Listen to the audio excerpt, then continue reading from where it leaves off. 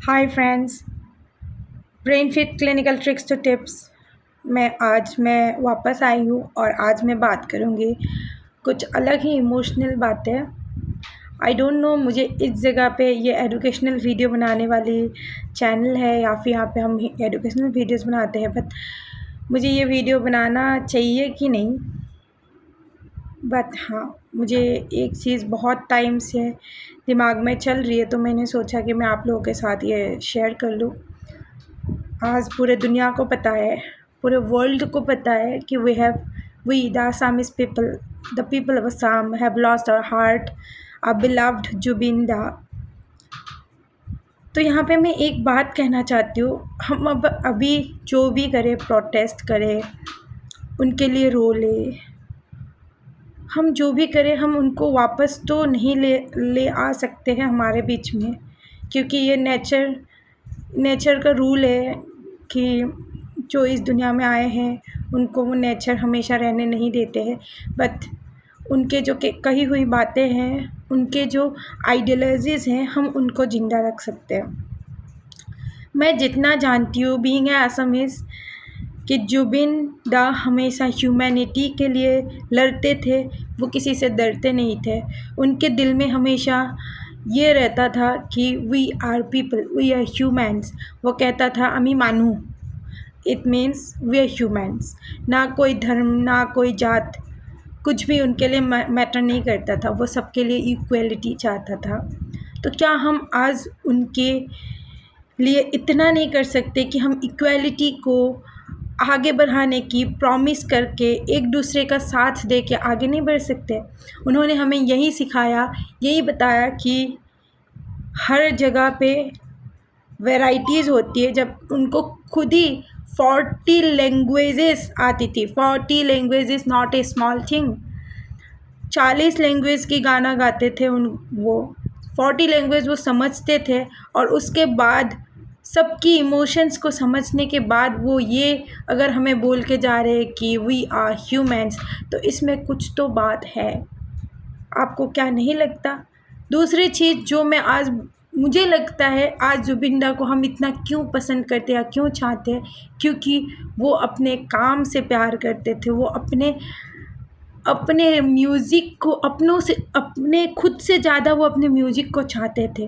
तो मुझे लगता है कि अगर हम उनसे ये सीखें कि अगर हम अपने काम पे ध्यान दें, अपने काम को अपना गुरु मान ले और अपने काम को ही प्रायोरिटाइज़ करें, तो शायद जुबिन दा हमारे बीच हमेशा हमेशा ज़िंदा रहेंगे। हमारा ये माइंडसेट होना चाहिए, ना कि जुबिन दा को क्यों मारा गया, कैसे मारा गया, मुझे कुछ नहीं पता। मुझे इस सब क्वेश्चन रेज भी नहीं करना है, वेरी कंट्रोवर्शियल थिंग। मुझे इन सब में पढ़ना भी नहीं है। बस मेरा एक ही उम्मीद है, and that's peace of people. और मैं चाहती हूँ या फिर मेरा मानना है कि हमें जुबिन दा से ये दो चीज़ें जो उन्होंने हमें हर वक्त सिखाने की कोशिश की है, साथ में लव फॉर द नेचर, इस चीज़ को कभी किसी भी गलती से उसको नज़रअंदाज ना किया जाए। और इस चीज़ को रेस्पेक्ट करते हुए, इन सब चीज़ों को रेस्पेक्ट करते हुए, जो व्यूअर्स के लिए, व्यूज़ के लिए, टीआरपी के लिए जो जुबिन दा वापस आएगा, वो सिंगापुर के क्रिश्चियन फैमिली में पैदा होगा, टैरो रीडिंग से उनसे कनेक्ट करो। Don't go for this pseudo psychological things. ऐसा कुछ नहीं होता है। अगर होता भी है तो आई वुड से कि वो जुबिन दा है, वो हमारे बीच में जुबिन बन के आया था, जुबिन बन के रहेगा, and he is forever in our heart. ये क्या बन के अगले जन्म में हम उनसे मिलेंगे, ये सारे हमारे एंजाइटी का रिप्लाई इस तरीके से लोग दे रहे, व्यूज़ बढ़ा रहे। मुझे समझ नहीं आता लोगों को इमोशन के साथ कैसे खेल सकते हैं, ऐसे क्यों? उनको व्यूज़ की क्या ज़रूरत है? एक किसी के डेथ पे वो ऐसे बातें कैसे कर सकते हैं?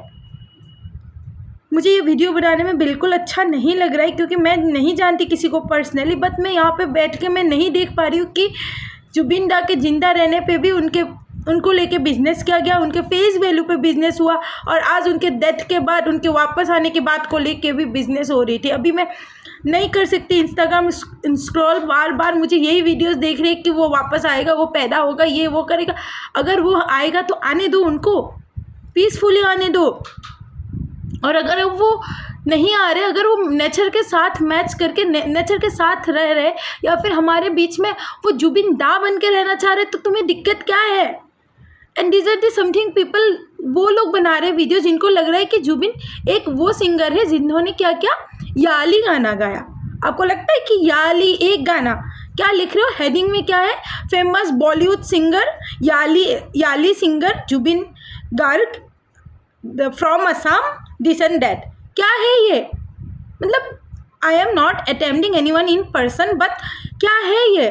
मतलब क्यों इस तरीके की बातें क्यों कर रहे हो? द फेमस याली सिंगर जाके सुनो, उनके कलेक्शन है हमारे पास काफ़ी सारे। जाओ जाके एक बार असम घूमाओ।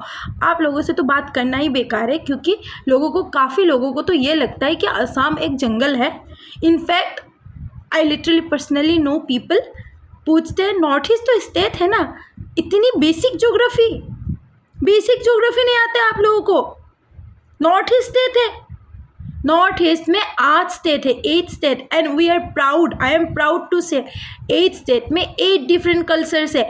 8 स्टेट में तुम्हें 40 डिफरेंट लैंग्वेजेस मिलेगा, नॉट ओनली 40। अगर हम थोड़े जो बिहाइंड द स्क्रीन आते हैं, जो स्क्रीन में नहीं आते, उन कल्चर्स को भी मान ले, अगर हम सारे कम्युनिटी ग्रुप्स को ले ले तो लाखों में मिलेंगे।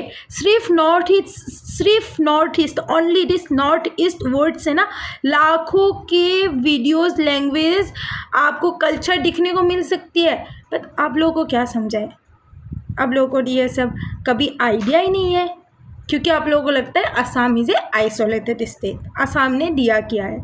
एंड सेकेंडली, अभी हमारे जो जुबिन दा पे ये व्यूअर्स व्यू लेने के लिए बात करें ना, उनको ये भी पता होना चाहिए कि उनके फिनरल में जितने लोग शामिल हुए, ये इंडिया का रिकॉर्ड है, वर्ल्ड रिकॉर्ड बना के गया है हमारा जुबिन दा, दे के गया है, फिर से चाहते हुए भी दे के गया है। ठीक है, इंडिया को जाते हुए भी रिकॉर्ड्स दे के जा रहा है।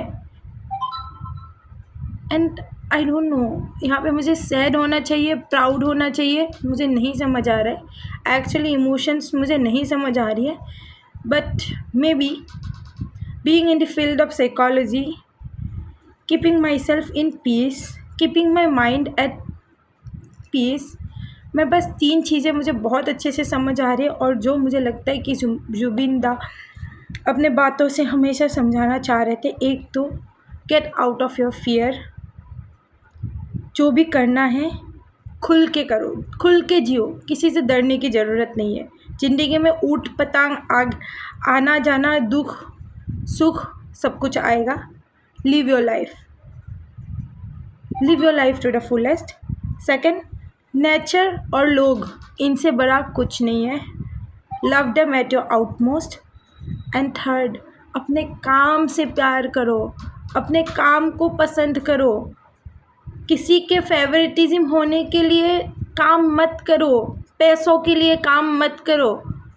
काम करो तो अपने सुकून के लिए काम करो, काम के लिए काम करो, कुछ देने के लिए काम करो, नॉट कि reciprocate the give and take process को फॉलो करने के लिए।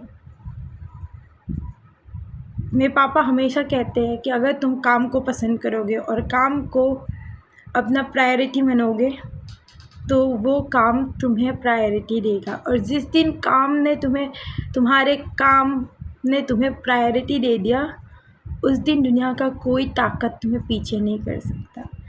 And I am very proud to say that being an Assamese, हमें जुबिन दा भी यही बोलना चाह रहे।